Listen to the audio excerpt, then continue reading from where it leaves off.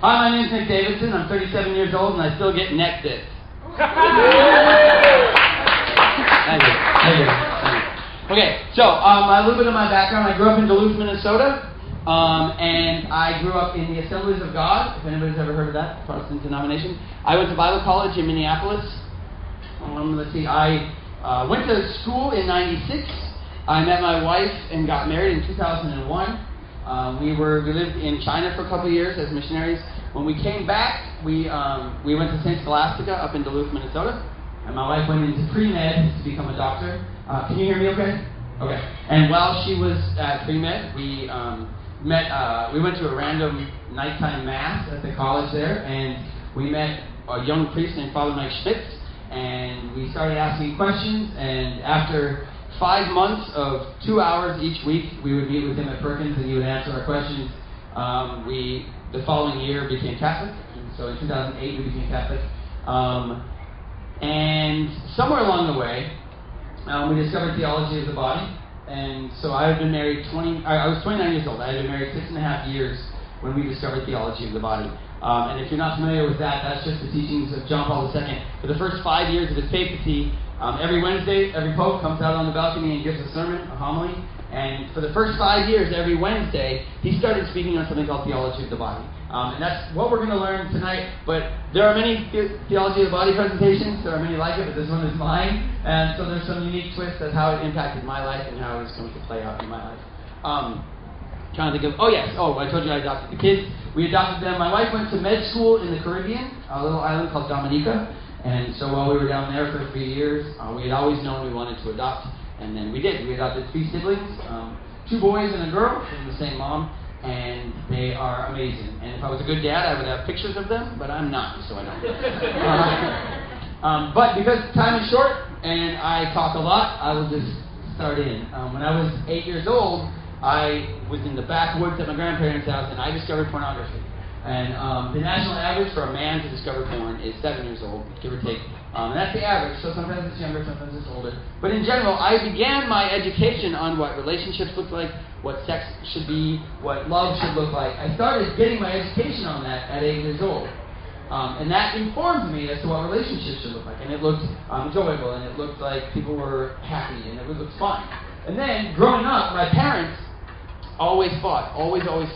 And then they divorced when I was 17. And my aunts and uncles were addicts, and there was physical abuse, and it was brokenness all around. And then there was my grandparents, who, they're still married. My grandpa's 81, and they hate each other.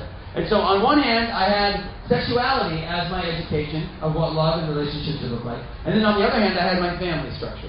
And it was broken all to pieces. As I got older, I realized I didn't even know my biological father. He lived 10 minutes from me all my life. But he was abusive and an alcoholic. He used to beat my mom, and so he wasn't a part of my life. I met him when I turned 18, and that was about it when it came to that. So I had all of this on one side. Not you guys, per se, I feel bad. All of these people, just disgusting. But I had on one side, that was what love and relationships would look like. Or I had on the other side, what porn looked like. And so, not knowing that I was making that decision, I just chose to think, well, this is at least the preferred way to go about it. And I grew up Christian. I grew up in the Assemblies of God. I grew up going to youth events ad nauseum that told me, just don't. Don't think about it. Don't do it. It's fine to date, but don't have any feelings towards that person. Just utter confusion as to what relationships should look like. So I got it from the church, which just don't. And I got it from the porn side, which just do. And then I had it from the other side, which is brokenness. And I didn't know that I was struggling with all of that. But like everybody, my story's not unique. We look around us, and if we take our cues on what love looks like from those around us, we're broken. And we just follow suit. We just follow our parents and their parents. And so I didn't know when I got married that I was just taking that with me into marriage. And every mistake I made in every dating relationship, I just brought with me into marriage. And I was trying to be a good husband. I wanted to be a very good husband. We wanted to have a strong marriage. Nobody goes into a marriage saying, we want this to suck. You know what I mean? You go into it thinking okay, we're going to do this right. And you go into it with many lofty goals. But then you find not far in that, okay, this is tougher than I thought it was. And many, many people find that they just can't make it work. And I didn't know why. We didn't understand any of it. Until one time Father Mike Schmitz said, hey, I'm doing this thing called Theology of the Body. Would you like to come? And we had missed the first 2 weeks of it. these 1-hour sessions. It was a 4-week session. We missed the first 2 weeks, and we showed up late to the third because my wife is late for everything. And we walked in, and 45 minutes later we came out, and everything was different for us. And to be honest, and I'll go into why, but to be honest, my first encounter with theology of the body, internally I just said, oh crap.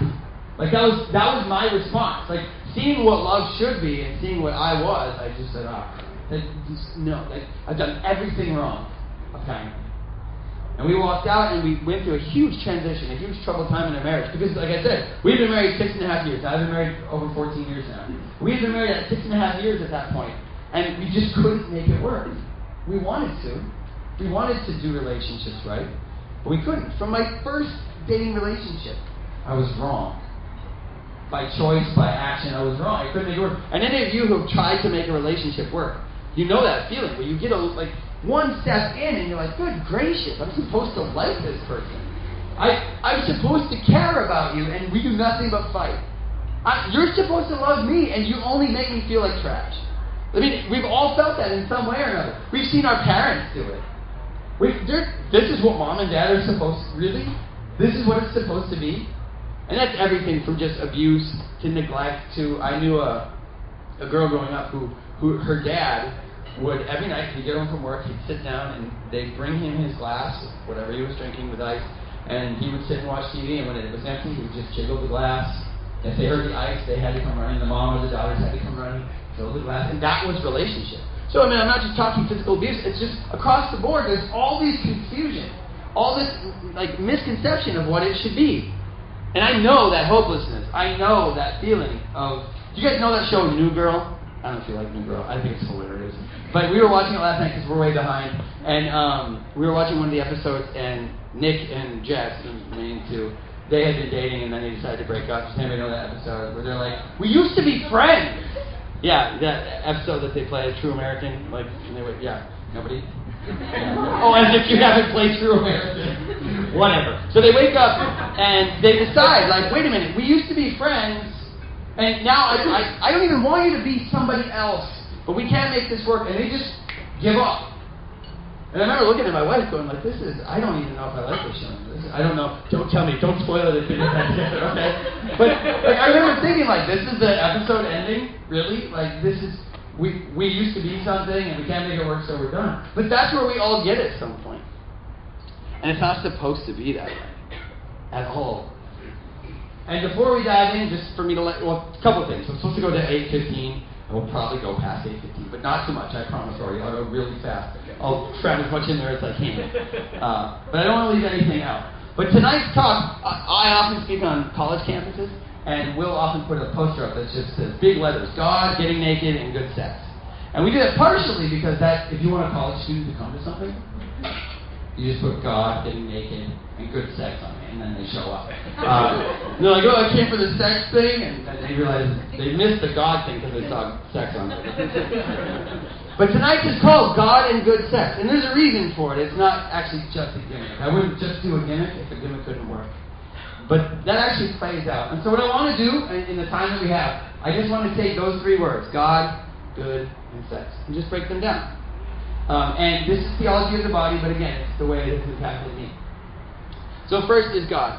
A couple of things off the bat is just, first of all, we're taking it for granted that God is real here. And in this talk, there are other times we could talk about the ontological argument for the existence of God or whatever. You know how long it took me to practice saying the ontological argument?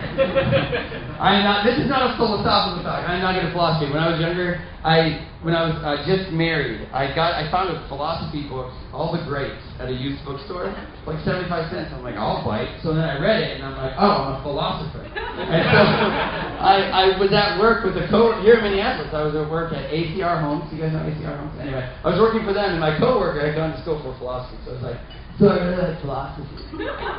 He's like, oh, cool. I went to school for that. And I was like, oh, okay. What's the best book? And he's like, well, if you really want to dig in, go get Immanuel Kant's Critique of Pure Reason. I was like, okay, cool. So I'm smart, so I went and got that. Does anybody study philosophy? Does anybody know how stupid that is? I don't. I bought this book. I was in Barnes & Noble. I remember, like, as I bought it, thinking, like, I should be pretty impressed if I can eat this up. And I went home. I read 13 pages of it, and that took me days upon days. And then I signed up for rehab, and I was gone. Like, philosophy is not. But this is a theological discussion. John Paul II wrote about theology of the body. Theology of the body is the study of God. That I am trained in. That I know. So tonight, God is taken for granted that He exists. The Scriptures are taken for granted that they are an adequate source of data. They're not the only source of data, but they are an acceptable source of data. So this is a God discussion, and I remember you guys. So Father Mike one time asked if I would do a talk on UMD campus, and I got booked for it. And it was a theology of the body talk. And a week beforehand, they canceled. They said, "Well, we have to change it from the theology of the body talk to Is God Real talk." And I was like, no, Immanuel Kant, therapy, no. And he said, no, you'll be fine. And so I signed up, and I showed up that night, like, palms just sweating and cotton mouth, and the philosophy majors from the campus had showed up, and they all sat in the front row. And I had my little outline, and you guys ever see that Chris Farley episode where he interviews people?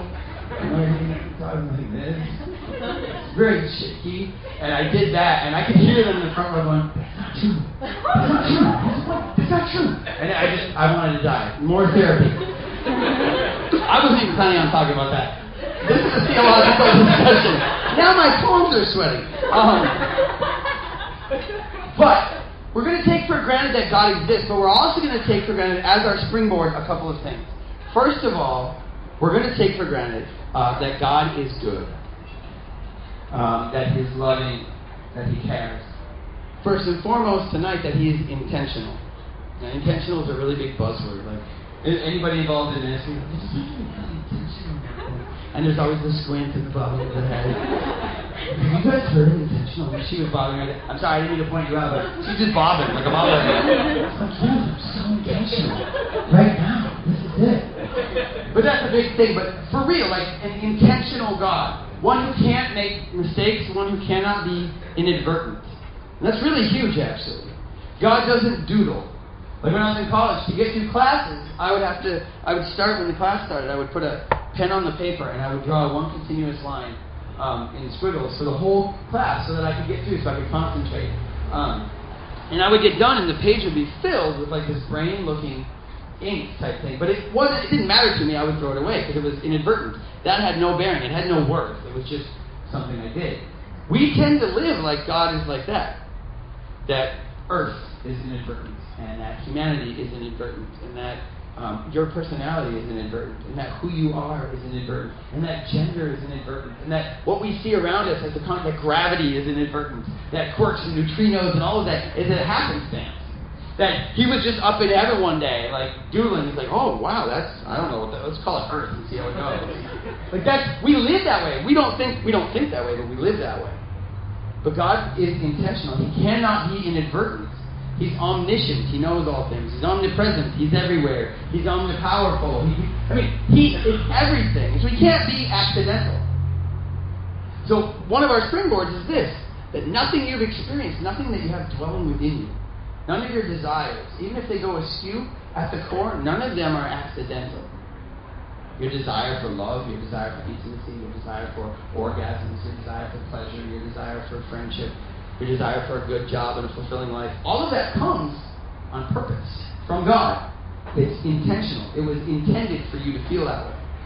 Now, we can't get into too much, like with sin, that gets askew. We take all of that drives inside of us and we use it for grasping for ourselves.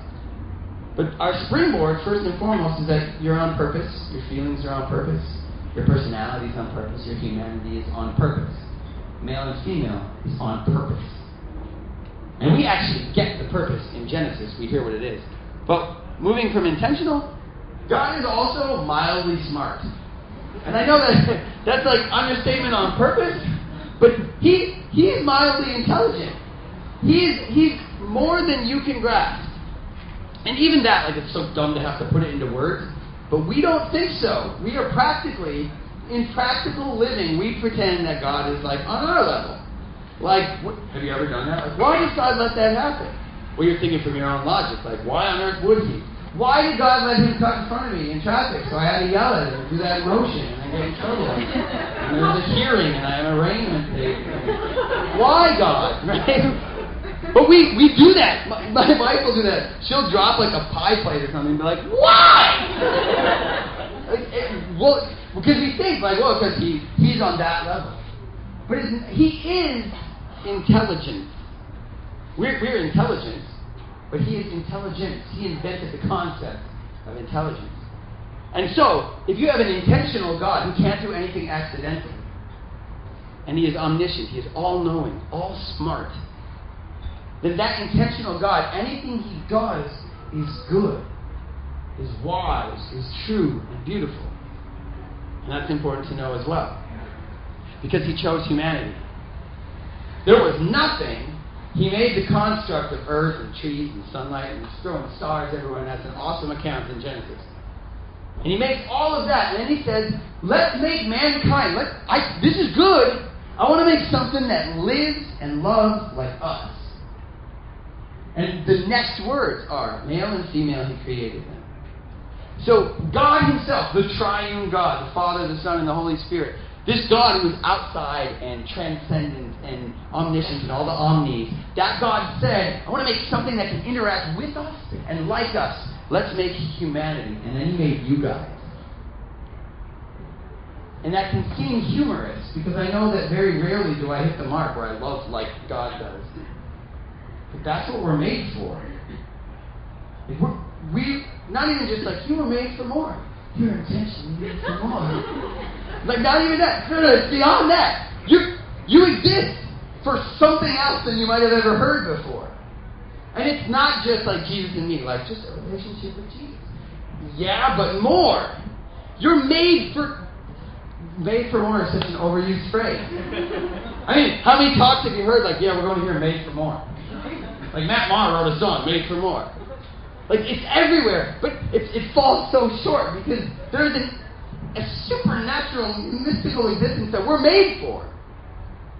But we just don't know. Have you guys seen the show, Once Upon a Time?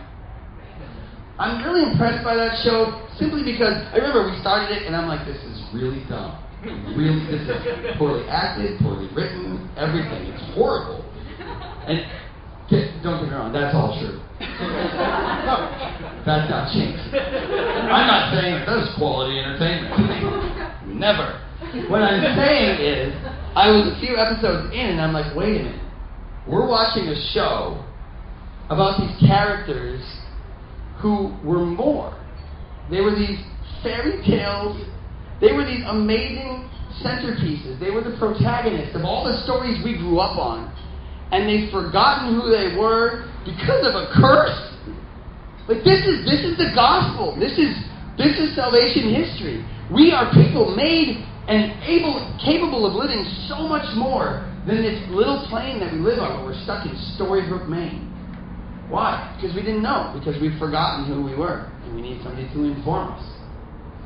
And the show remains crap, but I still like it because of that. But God is intentional, he is mildly smart, and he is loving. Now, it's really, really commonplace to assume, of course, God is a loving God. I mean, we know that there are mythologies and whatnot that believe that they were otherwise, and there are different views of God or gods that believe otherwise. But the Judeo-Christian version, most people say, of course he's a loving God. But the argument comes down to, well, what do we define as love? And the church is really awesome. This is one of the pivotal moments for me when I found an adequate litmus test, an adequate definition, a working definition of love that actually bears true in my life, for my own behavior and for those outside behaving towards me. And if we're going to say God is loving, John says God is love. So anytime we're going to attempt love or somebody says they love us, it has to be God's love. Otherwise, it's not. People say, well, that's like God love and this is human love. That's like gibberish, blah, blah, blah, blah. Because there's no such thing as just human love. If there is actual love present, it is God's love. It is God. And if it isn't present like God would do it, then it isn't love. So we know that there are 4 marks of God's love. If you have a pen, if you're memorizing, if you have a good memory, if you have a smartphone and you're writing it down, then these are 4 words you're going to want. And if you've heard it a million times, it's fine. What? What are you laughing? We were talking. So we're watching the show Sons of Anarchy. So they went to Ireland recently, and so every day around the house, my wife and I are just talking this way. And our kids don't like it. They look at us and they're like, "What's she doing? She's stupid." I'm like, "Get out of here, you stupid child." So I don't even realize I'm doing that. It's such an accent. Kind of called, "Leave me alone." Anyway, the 4 marks of God's love. The 4 marks of actual love. And I'm going to try to breeze through. The 4 marks of real love. The first one is freedom. Free. Real love is always free. God's love always comes free. He doesn't expect anything back from you. Ever. Ever. He will never expect something back from you. He doesn't say, well, I'll do this if you eventually do that. That's heresy. That is not love. That's a contract. That's a transaction. We call that love on the human side. Down here, we call that love. That is not love. That's an exchange of goods. And you've heard people, after all I've done for you, the least you could do is ... right? You've heard that before. God never ever says that. That's against His nature. God just gives and gives and gives and gives freely because that's what love does. It gives. And we know it when we've been had. We know it even, we don't like the idea of God who, okay, well, thanks for making me, but then you demand all of this of me. That's not God. God doesn't demand anything back, not in exchange for His love. God's love is always total. God doesn't hold anything back. He came to earth. He gave His only Son. His Son walked this earth and did great things. I was talking about this, like the novelty stage where He was like walking on water and like healing people and spitting in their eyes and they can see. He's like, oh, you're hungry? There's a bunch of food for you. Stupid 5,000 people forgot your lunch. No big deal. One kid with 5 loaves of 2 fish. The only smart. He's probably a rock star. But anyway, He's doing all these cool things, and that's awesome. And He loves and He gives and He gives. But then, at some point or another, the ones He loves, His beloved, require something of Him. His whole life. They want to kill Him. And then He does. He doesn't hold His life back. And He says, greater love has no man than to what? Lay down His life for His friends. And I've called you my friends. God doesn't care what you do back to Him. He will give and give and give to an idiotic degree. To an absurd degree. To a bowling over degree. That's real love. That's the kind of God we believe in. A free, total. And then the third word is faithful. God's love is always faithful. God says, I will never leave you or forsake you. He will never get so miffed at you that He walks away. He will never... There's this old cheesy phrasing, picture God and picture Him smiling at you. Because that's what He is doing. He is always proud of you. He is always in love with you. He is always wanting to pour out love into your life regardless. Picture your worst moment. Don't tell me your worst moment, but picture your worst moment. Ever. Your moment of shame. In that moment, He loved you. He loved you. He loved you. And He was faithful to you. And He never ever will leave you. That's real love. That's the kind of God we believe in. So He's intentional. He's intelligent. And then He's loving. He is free, total, faithful. And He always wants life to come from your interaction. Have you ever had the friend that every time you're done hanging out with that friend, life sucks? Like you walk away and you're like, I just feel like a horrible person. Like everything is dark and you're like, oh, all we did was complain. All we did was talk bad. All we did was joke. Like all we did was drink and get drunk and get hungover. Like all these things. Like we don't do anything life-giving, but I stay in it. God wants life and light to come every time you're with Him. Every moment of your life, He wants to pour out His love into your life. That's the kind of love we're talking about when we talk about a loving God. So you have free, total, faithful, and then the life is fruitful. But then also Aquinas came along and he's like, 4 words, I can get it down to 3. So Thomas Aquinas said, you can define love by saying, real love is to will the good of the other. So if you're going to write down or type in or memorize 3 more words, it's will the good of the other. And normally, my talks are all about this, and so I was entitled 7 words to change your life. You have free, total, faithful, fruitful, and you have will the good of the other. To will the good of the other is not just to want, yeah, of course I want your good. To will someone else's good. For God to love you, He wills your good. Will is a choice. It's, all I feel like, nobody? Am I old? Am I 37? Anyone? It's more than a feeling. It's an actuality. It's a choice. It's an action. Thank you. Brody was like, what? Do I need to sing it again? I think not. But no, God's love is a choice to you. That's intentional again. Here's the thing. You can't ever actually love somebody until you don't want to love them. You've never loved somebody until you actually don't want to love them and you choose to love them. Because before then, it's just obsession. I mean, I don't know how many of you in the room are dating or newlyweds, but there's that time in the beginning of a relationship where, like, you will lose your job and flunk out of school just to wait for the text for the person. And they text like, oh my gosh, my heart is melting. And then you text back, and your friends are calling you like, I hate all of you. I just want this one person. And it's not even a choice at that point. It's just, you'll say those things like, I don't want to be with anyone else but this person. Like, all I can think about is you. Well, that's not a choice. You're just obsessed. You're like a junkie. You're an addict at that point. And it's true of all relationships. You have the baby, and the newborn is in your arms. And you're like, it's just so beautiful. Like an angel. She can never do anything wrong. I would die for you. I would die for you. And then in a year or two, the child will look at you and just poop on the carpet.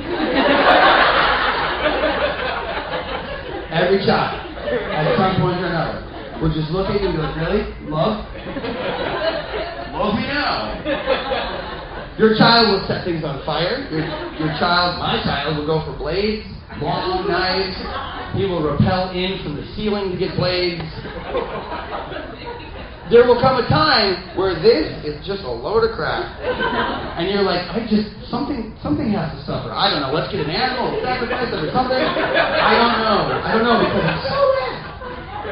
And no, I never knew I thought I was a really laid back, chill type person. And then one day I had 3 kids. And I remember thinking like, this isn't me. I was holding the baby out here because my arms are only that long. And I'm like, I don't know what to do with you. I'm so scared right now. And not because I'm scared I'll be a bad dad. Like, I'm scared you want me dead. Do you want me dead, baby? And so there will come a point in every relationship, whether it's dating or it's at your own child or it's with your parents or whatever, there will come a time when you do not want to love them, where you don't care, where you want to raise them like veal, like in a crate in the dark, like, just because you're like, I don't know how to interact, I don't raise my kids like veal, or veal, I guess. I've never put my kids in the dark in a crate, okay? I need to say that, right? You guys understand? Okay, good.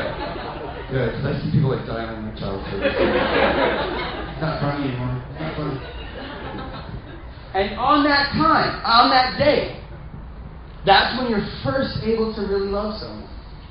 There was a time in my marriage, before we found Theology of the Body, about a couple months before, where my wife was struggling with clinical depression, she was suicidal, and life was falling apart all around. And I'm not the smartest person. I didn't know how to handle it. And I remember I was walking through the mall in Duluth, and I was just like, I don't want somebody else. I just want out. I just want to run. I just want to get out of the pain and get away from the confusion. And I remember very clearly, like the Holy Spirit just saying, like, is that the kind of person you want to be? Sooner or later, she's going to get through this. Do you want to be on the mountaintop with her, or do you want to have bolted? Do you want to have run?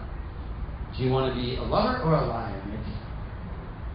And for all of us, real love comes to that decision. We're in Gethsemane. We're on our knees in front of the stone. And we're like, God, if there's any way that this cup can pass from me, please let this pass. But nevertheless, not my will, but yours be done. We see real love. We see it in the Passion. We talk about his miracles, absolutely. But we see real love lived out when he didn't want to. When he's like, I know what's ahead of me, and I don't want to die. I don't want to suffer. I don't want to bleed out. I don't want to be beaten by the ones I love. And we see that love is a choice. That God chose us. He chose humanity, but he chose you as well. And he has never left you or forsaken you. John Paul II says that humanity exists for your own sake. And this really rings true with women, but in general. Do you know that you don't exist for anyone else's sake? You actually don't exist for God's sake, for his benefit. He doesn't need you. You don't exist for your husband or your wife's sake, or your boyfriend or your girlfriend's sake, or your parents' sake, or your kids' sake. You don't exist for somebody else. You can't. You exist singularly for your own sake. God didn't make you so that you would do His chores. He didn't make you so that you would be a soldier in the army and just mindlessly do what you're told. He made you because love creates, and He wanted you to be, and He wanted to love you. You exist for your own sake. And we are really good at making other people feel like they exist for our sake. And that's actually where the 4 marks of God's love come in with human relationships. Have you ever been in a dating relationship where the other person came close to saying like that, well, listen, I worked all day, worked really hard, I'm sharing my time and my efforts with you, the least you could do is such and such. We've all done that. I cooked, and I remember at one point my mom saying, I cooked, I worked and slaved, I took care of you, and I remember thinking like, yeah, you're supposed to do it. I didn't know that this was a contract, and I was going to owe you for that. Like, I had no clue. But we do that. We all know, like, the cranky, embittered grandma or grandpa who's like, after everything I've done for my family, and here I sit and you can't call me on my birthday. Well, if you did all of that so that you get phone calls on your birthday, you're messed up. That's not love. That's not gift. And we recognize it somewhere inside. But for all of you in your human relationships right now, if you're in a relationship where at any point there's a price tag, and you're aware of it, like, oh gosh, I'm going to owe for that. Or if you're on the other side and you're like, yep, I can expect. For me, that's what it was. My oh crap moment was I realized everything I do, I try to be a good person, I try to give you good, but I always expect back. And it's quiet, and I'm really good at being passive aggressive when I don't get what I want. My wife, like, I'm really good at just hopping around the house. What's the matter? I'm like, everything's fine. And maybe not everybody's like that. Apparently I'm the only passive aggressive person. Where you're like, you did a really nice thing, and they're like, thank you, and you're like, you're welcome. Hey, have you ever seen Liar Liar? That old ancient classic Jim Carrey movie? Okay, what? Get out. No, there's a scene in there where one of the other characters is in love with this girl, and she doesn't love him back, and they're on a plane and they're leaving, and he's like, I love you. And she's like, thank you. And he's like, that wasn't really what I was expecting. And she said, thank you very much. And you can see, like, he said it, why? So he can hear it. And how many times in your life have you said, I love you, to hear I love you? Not because you really felt it, not because you're even noticing the person in front of you, but so you can get something back. That's not free. And we know that compliment, that I love you, is not free. And we know when we get it, we don't feel satisfied because we're like, I know how I got it. How many times are we not total in our relationships? Real love, and I'm talking, now we're heading towards sexuality here, because people are like, hey, I came for sex talk. What's going on? We're on our way to it, people. Especially these people over here. These are the broken ones, these are the sex people. I wasn't supposed to tell. But in relationships, and now to the nth degree, we hold ourselves back. I mean, many men have been in a relationship where they will say, okay, she can have my time, she can have my body, of course, but she can't have my paycheck. That's mine. She can't have me time. Yeah, she can have my paycheck, I'll give her some of my money, and of course my body, but I get me time. I get hunting, I get my man cave, Or women who will say, of course, I have to give him my body, he can have my time, but he doesn't get my heart. Have you ever felt that way? Okay, I'm in here, but I'm not in it, in here. There's no way I'm opening my heart to this person. If you won't give him your heart, then that should say something inside that there's not love. And please don't get me wrong, it doesn't mean that we're not all trying to love. We're made for love. We want love. We just don't know how to go about it. We forgot. So we don't love. We try, but we put price tags. We try, but we put qualifications. And we try, but we keep some of ourselves back. You can have this, but I'm keeping this sliver. It's not love. It can't be love. Because what? Because God doesn't hold anything back. Real love is always faithful. Are you in a relationship where you've been cheated on? Some of us know the brokenness and the pain that hurts and when you are left for somebody else. And again, why does that hurt so bad? Why? If sex and relationships is nothing, then why does it hurt? Because it's a lie. Because inside we knew, real love exists, and I want it. I want it in my life. I don't want to be left. And then when it comes to fruitful, we'll get into that. Real love is to choose the good of the other. To will the good of the other. So a will is a choice. If God loves us, He chooses us. If you're going to love anybody, it is a choice.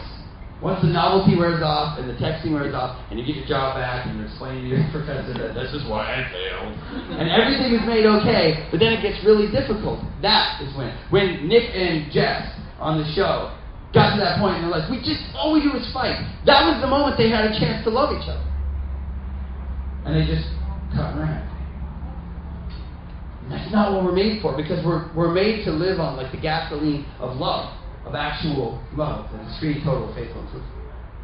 But God chooses. But keep in mind, He doesn't just choose something randomly because He's intentional. God chooses the good of the other. So, we're talking about sex, we're talking about relationships, we're talking about friendships, we're talking about family. What is the ultimate good for every single human being? Well, we know from Genesis, humanity was created. Every human's good, whether it's Osama bin Laden all the way up to my grandma. Which is a weird spectrum, I know, but not so weird, actually, if you knew my grandma. Anyway. She's listening, I'm sure. She listens to everything. So, everything on this spectrum, every single human that has existed, every single human soul and body that God has created intentionally with love, every human, their ultimate good, your ultimate good, every day of your life, no matter what you ran for, no matter what you pursued, no matter what relationship you were in, no matter your best moment or your worst, every moment of your life, your ultimate good is to know the love of God, to receive it, not just to know that it exists, but to open yourself to it and allow yourself to be loved, and then to participate in that by giving yourself that. That is your ultimate good. A good job is not your ultimate good. It's a good. Me getting to do this is a real good for me. This is one of the best moments of my life right now, to get to do this. But that's not my ultimate good. Finding a mate, finding a good house, finding a good car, finding a good solid lifestyle, finding a good spouse, finding everything you ever thought you wanted, that's not your ultimate good. Your ultimate good, whether you're the president or homeless under a bridge, is to know the love of God, to know that He loves you endlessly, unconditionally, to receive that into your life, to come alive because of it, and then to give it back. That's your ultimate good. So for God, when He loves you, He chooses your good every time. And if you're in a relationship with somebody and they say, I love you, if they use the L word, whether or not they mean it, what they are saying to you is, I want to choose your good every time. I want what is ultimately best for you every time, forever. So your boyfriend or girlfriend, your husband or wife, your parents. I bring parents up because parents wreak havoc on our minds as their children by not knowing what love is. How many times have we felt that there are conditions to our parents' life, or our spouse's life, or our boyfriend, girlfriend's life? And all the while, God is just saying, my love doesn't end, my love doesn't waver. And we, as relationships, we're at our best. As a husband, I'm okay. I'm at my best as a husband when I show my wife in as many actions as possible. Not that I love her. I've backed off on telling her how much I love her because it's annoying to her, I guess. But I've started more and more trying to tell her how much God loves her. How proud of her God is. Because that's actually what ultimately matters. At my best tonight is if I succeed even for a second in letting you know that God can't love you less and He can't love you more. He loves you fully, freely, totally, faithfully, and completely right now. He loves you as much as He could ever love you right now. And all that waits for us is like Mary, just to say yes. Just let it be done to me. Then love me. John Paul II said, actually, when it comes down to it, that it is first and foremost the male who is the lover, the one who loves, and it is the female who is the one who is loved. And we are all, first and foremost, the bride of Christ. So we're all, guys, picture yourself in a nice white wedding dress, because that's what we all are. We are all the bride of Christ, first and foremost. We are all passive. We are all receiving from God, if we will. So love is to will, to choose the good of the other. So if you're ever going to use the L word, if you're ever going to say you love, then you have to be safe. Unless you want to be a liar, which none of us like to be, then you have to actually choose to mean, when I say I love you, when I tell my wife that I love her, I want her to know that I will attempt to choose her good every time. And our ultimate good is to know and receive and live out the love of God. Not to be proud of me, not to be close with me, not to we have a good relationship. The height of our relationship can only come in relation to how much she knows God loves her. That's it. And it's the same for all of you. In dating can be amazing. I have never been a proponent of not dating. I think dating is amazing. I think engagement is cool. I think marriage is the best thing ever. But only because what I've learned from theology of the body is that wherever I go, when I get into a room like this week I get to speak to 3 different groups 3 nights in a row. So tonight, tomorrow night, and Thursday night. I'm in different places in the Midwest. And every time I get to sit down, I see how many eyes are in here. I get a chance to let you know that no matter what, even if there are no other voices in your life, God will never stop loving you. And all He wants is you to say yes to Him and let Him scoop you up into a relationship, into intimacy with Him. That's when I'm at my best. That's when I actually get to love you. That's why you can love your enemy as well as your neighbor. Because if you have a persecutor, if you have a person at your work, if you have somebody in your family, if it happens to be your significant other right now, who is your enemy in some ways, you can still love them. Why? Because you can look at them and say, I know how to love freely, totally, faithfully. I want life to come from this. I don't want death. But that brings us to the last word. The last word is the other. To will the good of the other means that love, I'm sorry, is not about you. Love actually has nothing to do with you. Have you ever like, I just like him so much that he just makes me laugh. That's actually not love at all. Or guys look, I love her because she's so hot. That's how long I've talked. She's just so hot. It's just so funny. It makes me laugh. Listen, that is not love. That is what you get from the person. They have become your personal ATM. If your list of why you love the person is how they make you feel, you're doomed. That will not last. If my wife married me because I made her laugh, and like, if Jim Gaffigan walks by, I'm screwed. Like really, if any human comes along who has a trait of humor that is funnier than me, I'm up a creek. Then I have to be worried about our relationship. Shabbos said it casts a permanent shadow over every relationship. Why? If I marry my wife because she's pretty, that's why I love her, I'm doomed because sooner or later, we all look like my great-grandma Sophie. She's 101, and you're going to look like her, and you're going to look like her, and we're going to all look like each other. If we make it to 101, we will all look the same. Gray-headed raisin. That's all. Gravity wins. That happens always. And it casts a permanent shadow. If my wife knows, well, he's in it for my looks, then she knows that somewhere along the line I might be out because her looks will change. If it isn't just about that person exists, that my wife is who she is even if she changes, she is her, then there's a flaw and it isn't love. Because love is about the other. Literally, love is outward focused. That's why you can love when you're hurt. That's why you can love when you're betrayed. That's why you can love when you're abandoned. That's why you can love in the best and the worst situations. Because they don't affect what love is. They can't come anywhere near it.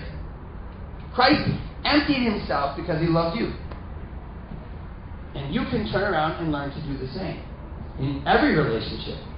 Not just your dating relationships. Not just your marriage. In every relationship, you can turn around and learn in your life to love like that. So now we get to talk about sex. You guys need to take a drink? Okay. No? So like, don't just talk about it already. Okay, with that whole build-up then. I mean, think of, I need to be done now. That whole build-up is actually necessary if you want to have a conversation about intercourse. If you want to understand an orgasm or intercourse, you need first to spend way more time than we have talking about the first stuff. If we don't talk about what real love looks like, what the body was made for, what humanity was made for, if we don't understand that everything about us, gender, desire, emotion, if we don't understand that every nerve ending and everything that makes an orgasm possible was on purpose because God is intentional, then how can we ever look someone in the eye and say, I want to do that with you. I want to experience that with you. We can't. We can't do it on any any credible level. But now we can't. Because we've set a foundation, we've set a springboard.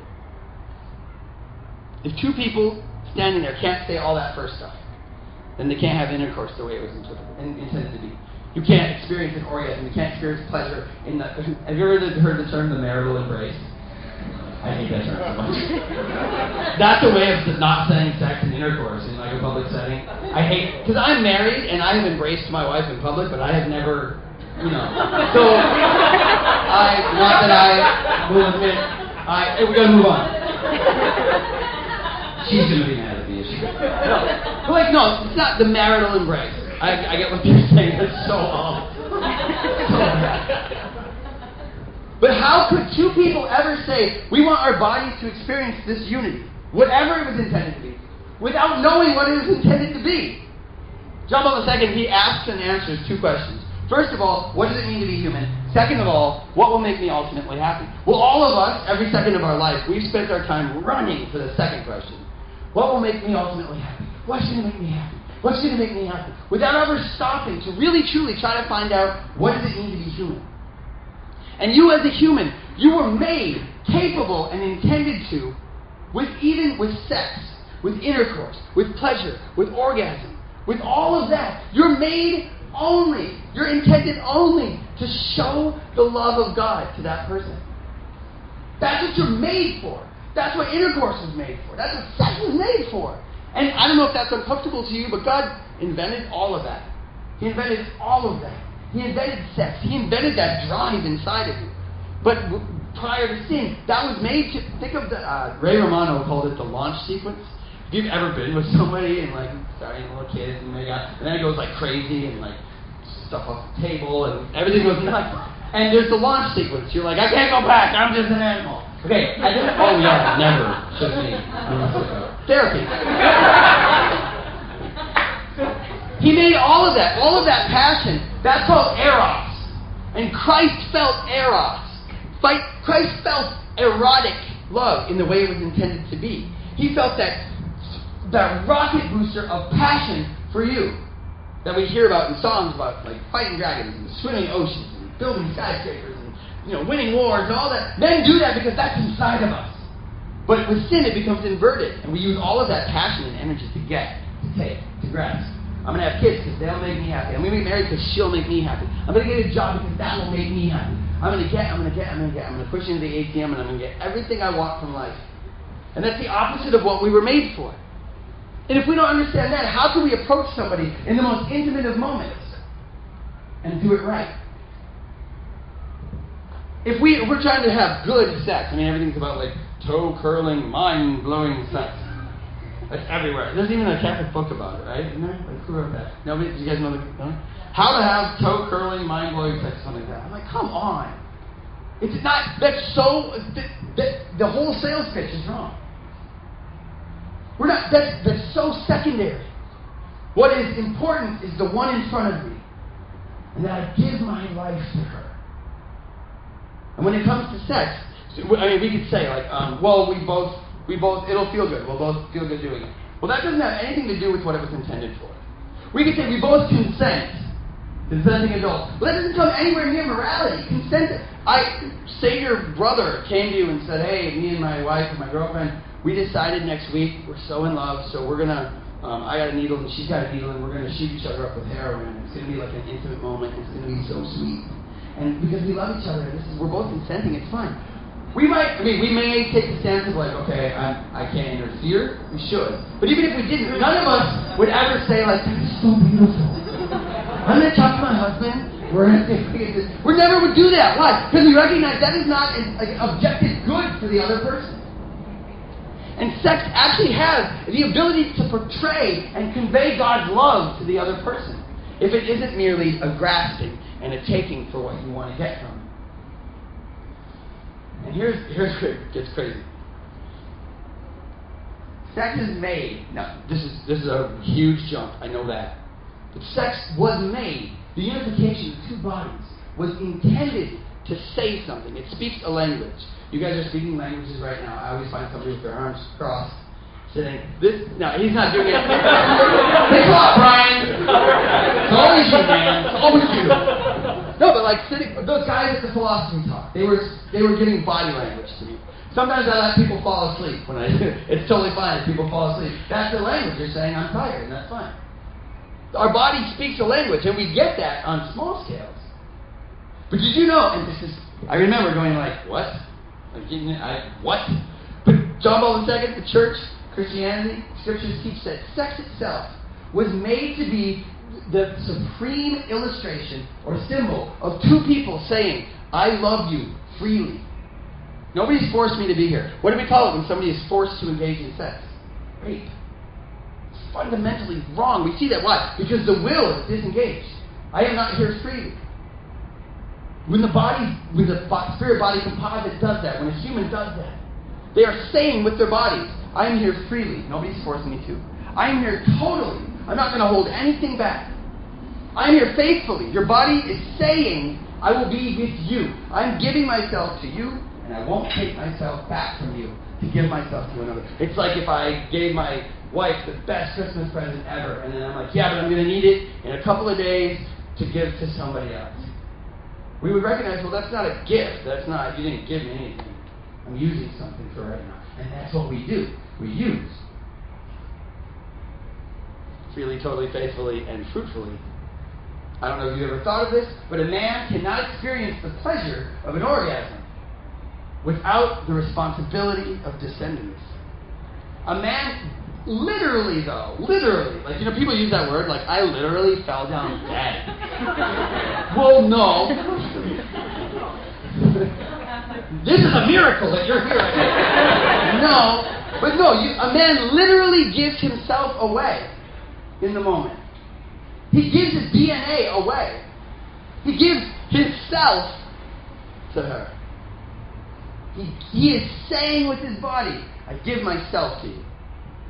And what you say on the wedding day, that's why the church is so big on like wedding vows and weddings and matrimony, because what you say on that altar is, and it's written into the Catholic vows, but in most Christian weddings, I am giving myself to you freely, totally, faithfully, fruitfully. I will not leave you. I will be in sickness and health. I hope that we have kids together. I hope that our love actually creates something. You know, the classical definition of the Trinity is the Father loves the Son and gives himself. And the Son receives that love, and we see in his life on earth, he gives himself back. And that love is so real that it is the Holy Spirit. Well, then God says, let us make man in our image. And the man gives himself to the woman, and she receives him into her, and in doing so is actually giving her body back at the same time. And that love becomes so real that 9 months later you have to give it a name. The first commandment in all of Scripture, after he makes them like God, he says, be fruitful and multiply. And that doesn't mean grow bananas and do math. Literally, God is saying, listen, we made man in our image and likeness who can love like us. Now go do it. Literally. Go do it. Make more. We made you. Now do the same. Let your love create so that there's more than there ever was before. Participate in this miracle. And so when two people hook up on any given night, on any given minute, or on any given town, when two people hook up, my mom hooked up and had me when she was 17. And you would say, well, that was an accident. When two people hook up, their bodies are saying all of that truth to each other. Anytime I've ever given myself away, anytime you've ever given yourself and engaged in sex, you've said that with your body. And I know the look. People are like, no, I didn't. No, well, I didn't mean it. What do we call it when somebody says something they don't mean? That's a liar. And that for me, and for all of us, we have to come to a point to realize, wait a minute, this is all I ever will have to experience and give love. This construct right here. And if that's true, if I am intentional, then I might have been lying my whole life with my body. And people will say that. You say all this lofty stuff, but that's not what I mean. And I say this. When I lived in China, I taught in this international school, and I was walking down I taught high schoolers, but I was walking down the hallway one day to the bathroom. And out of the bathroom came this little British kid named William, who's from England. I didn't know, a little pup cap and a pipe.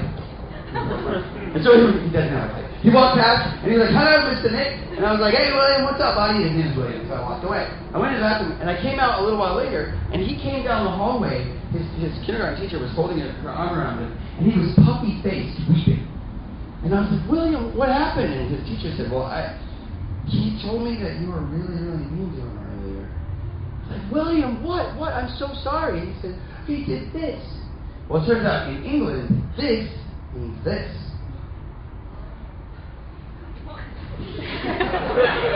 Yeah, you like that? So if you rewind, little William walks by and says, hello, Mr. Nick. And I say, yeah, William, I'll see you later.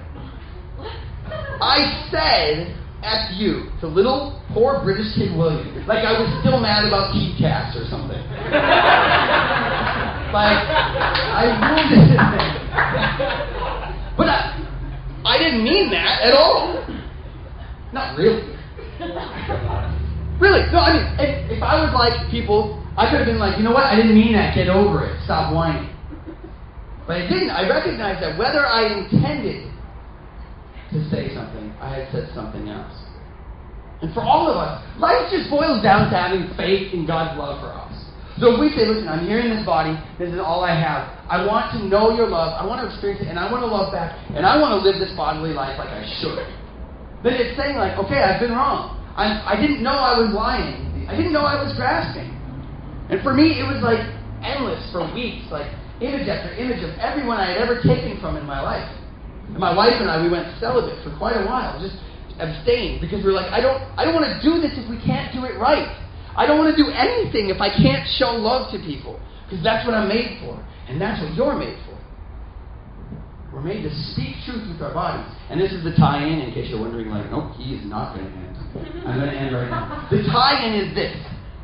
This can be a sex talk, absolutely. We could go for hours. I've taught 14-week courses on this.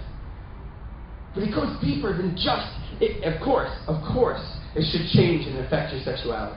It should change the way you approach others and the way you approach your relationship with God in the area of sexuality. But on a grander scale, you in your body, brothers and sisters, you are made, you have within you right now, without having to change at all, you're capable right now of blazing this world with the love of God, of changing the life of the gas station attendant, of changing the life of a flight attendant, of changing the life of your employer or your employees or your co-workers, your boyfriends, your girlfriends, your family, your children. You can change everything around you. If you embrace it, you're here for a deeper purpose than you thought. And it relies on saying yes to God and giving of yourself. There's a band called Need to Breathe. And not one of their most famous songs, but it's my favorite song of all time. It has become. They have a song called Nothing Left to Lose, one of their old albums. In the first line of the second chorus, he says, love is just like a war you can't win. You can give, you can give, you can give. You don't win in love. You don't win in relationships. It's not a fight. It's not a game. It's not a contest. Life is about giving of yourself. And you get filled up with the love of God. And you can't keep it in. So you give. And you give, I was talking to them, like, we have a policy in my family. If somebody asks for money on the street, you give the big bill. You reach in your wallet and the biggest bill you have, you give it away. You give. You give like an idiot. You pay for the groceries of the person behind you. You pay the student loan bill of the college student you know that is struggling. You buy dinner for somebody next door that you don't know. You lay down your life, your hopes, your careers, your goal, all your dreams to somebody on the altar, and they do the same. And you embrace, and you become one in the light of God. And then you're finally capable of having good sex. And then you're finally capable of the toe curling. Because you realize life is not about toe curling. And if, with all the emphasis we place on sex and the orgasm, and mind-blowing sex, and all the different adjectives we can have of sex that the magazines at the grocery store have on the front. All the different ways, if that's what we're obsessed with, if we think happiness lies in that, we will strangle it to death. But if you let it go and just say, okay, all that matters is your love and my giving myself back to you and showing that to others, suddenly you realize everything falls into place. You can enjoy sex. You can enjoy dating. You can enjoy your relationships. You can enjoy mass. You can enjoy paying for gas because there's a human in front of you who is made in the image and likeness of God, and you can find a way to love them as well. And if you change inside and allow God to make you a giving person, you will become a living person. the light of God. You will become a living spouse and a giving spouse. You will become a living and giving employee. You will become a living and giving child of God. You will become a living and giving every other label you can think of. If you first just say, I know you made me intentionally. I know you're smarter than me. I know that you love me freely, totally, faithfully, truthfully. You will always choose my good over someone or over your own. You will always choose my good in every situation. So I trust you because I don't always choose my good. And when we get to that point, we find freedom and life in God. We do happen to find good sex as well. Does that make sense? Am I saying it right? Sorry, I went kind of crazy there for a second. That's the end. I talked through our Q&A time, but I think they take us out at 9:30. You got a little more time on that. Okay.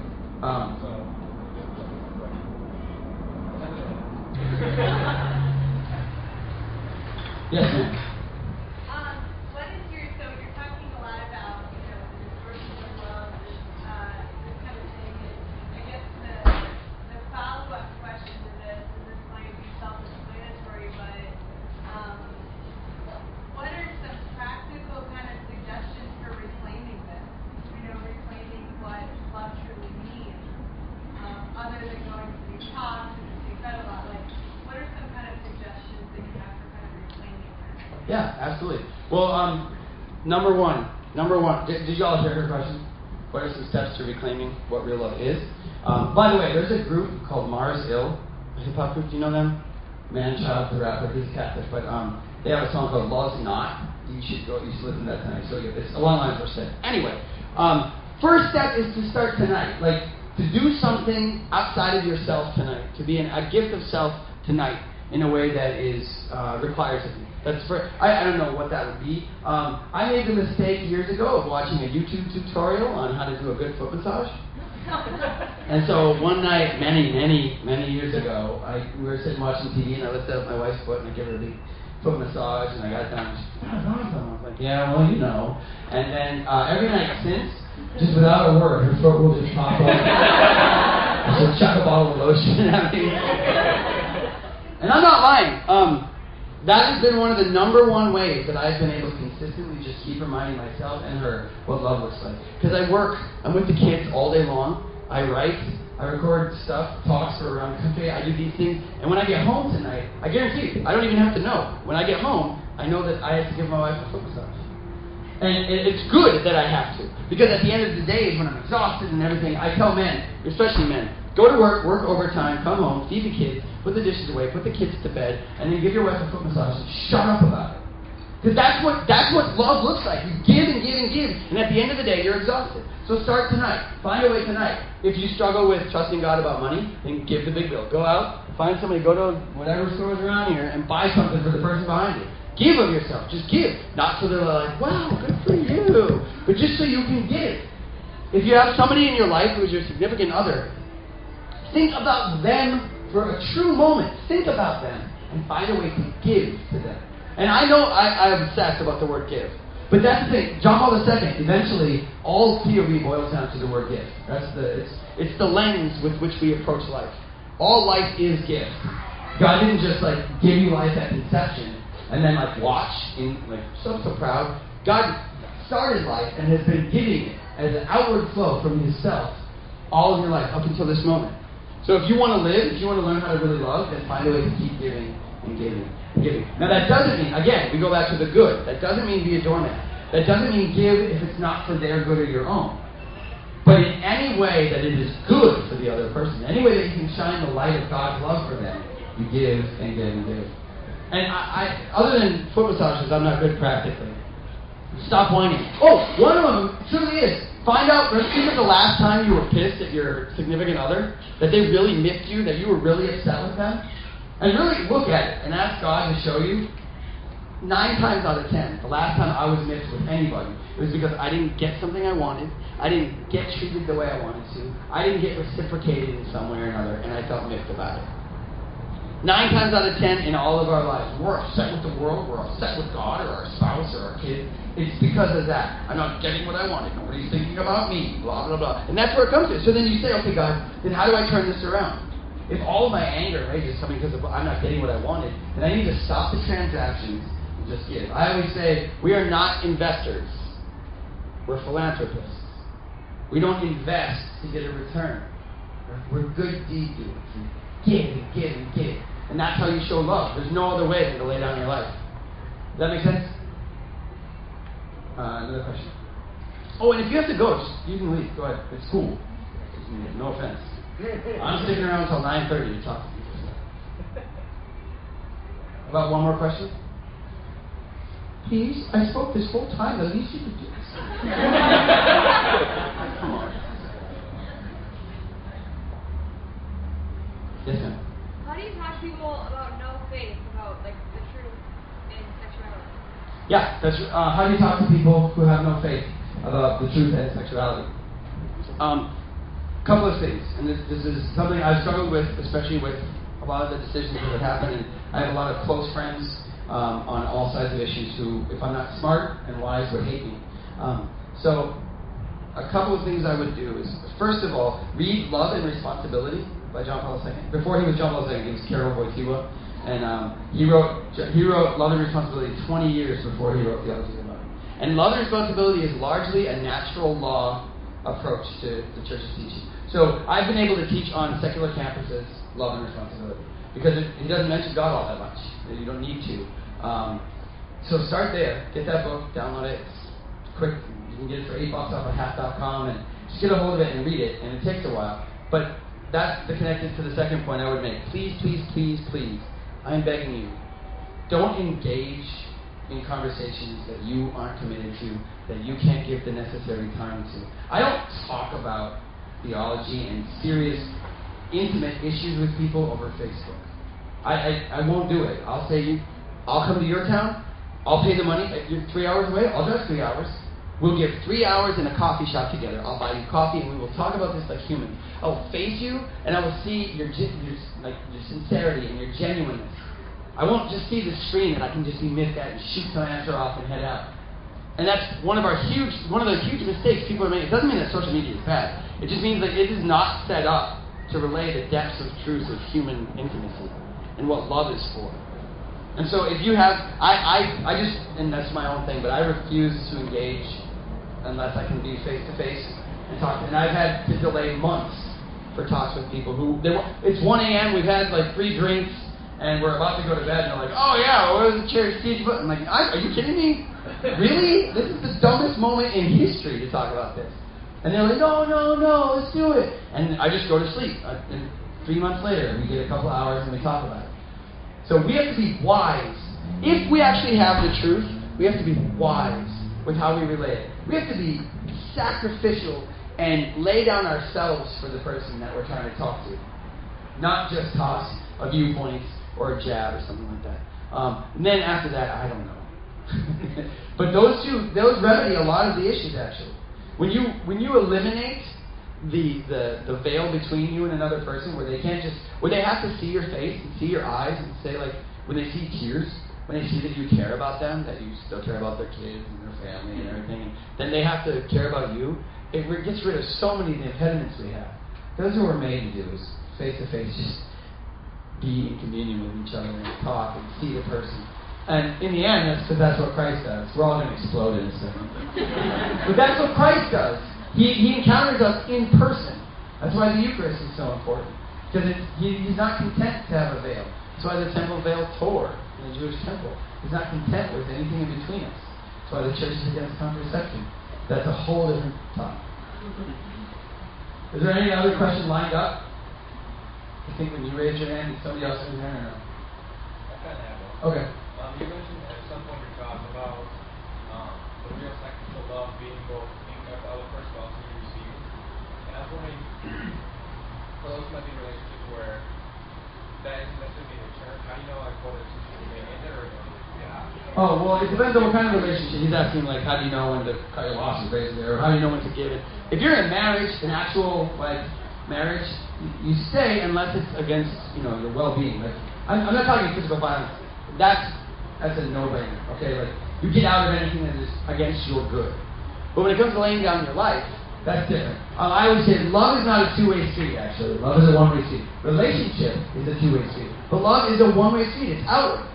And so if you're in a relationship where the other person has no clue, it happens a lot to me. I'll come to a talk like this, and we get done, and people line up, and we talk, and they're like, well, I'm going to go home tonight, and my significant other didn't sit here tonight, didn't hear any of this, doesn't know what real love is, and it's actually such and such and such. What do I do? First of all, you don't go home with any price tags. You go home to love the person who is there. You don't go home with, if you would just change. You go home with a newfound aspect of how to love that person. And you go home and you find how to give. And give. Not to your own detriment, not to your own actual well-being. That's a different story. Again, I'm not talking about abuse. But if it's just the person is not loving like they should, and you go home and you show them what love is. Because I guarantee you, if somebody hasn't seen what real love is, like most of us, they don't know how to do it. How would they? That's why Christ, in the moment of his death, when his beloved wife had nailed him to the cross, what does he say? Father, forgive them. They just don't know what they're doing. And your significant other, those people in your life, whether it's your parents or whoever, if they're not loving you, they don't know. So you forgive them because they know not what they do. And you lay down your life for them like Christ did. We have an amazing example. And the last answer to that is you just always, always, always, always have a crucifix. Not a cross, a crucifix. Because if you're in question as to your worth, if you're in question as to your dignity, you take it out and you realize, okay, no. Okay, whatever it seems like around me, God died for me. I'm worth it. But if you're in question of how to love, you take it out and you look at it and you say, okay, the cross. The cross, I get it. St. Louis de Montfort said, if you extend your hand in mercy, it's only a matter of time before someone puts a nail in it. The cross is our end game. That's where we're headed. If you think otherwise, it's usually a different faith. This is where we're headed. This is where our leader went. Because that's what real love is, and we're made for real love. We're not made for comfort. We're made for greatness. We're made for the cross because there is a resurrection. So you begin there. Never, ever let a crucifix be outside of arm's reach. I'm serious. Really, because we need it. If you're anything like me, you're just dumb. And my kids are, one is burning and one is cutting something and the other one is just shrieking and my wife is sending me I hate me texts from across the room and it's all my fault technically because I was a moron and I made everything erupt. And in that moment I have to realize, okay, what does love look like? What does love look like? And I have that. I always have this. Does that make sense? You can only love the other person. That's all you can do. And it's different for each situation on how that looks. But you can only, to transform, to change yourself, to show God's love, you can only love and love and love. And that involves you.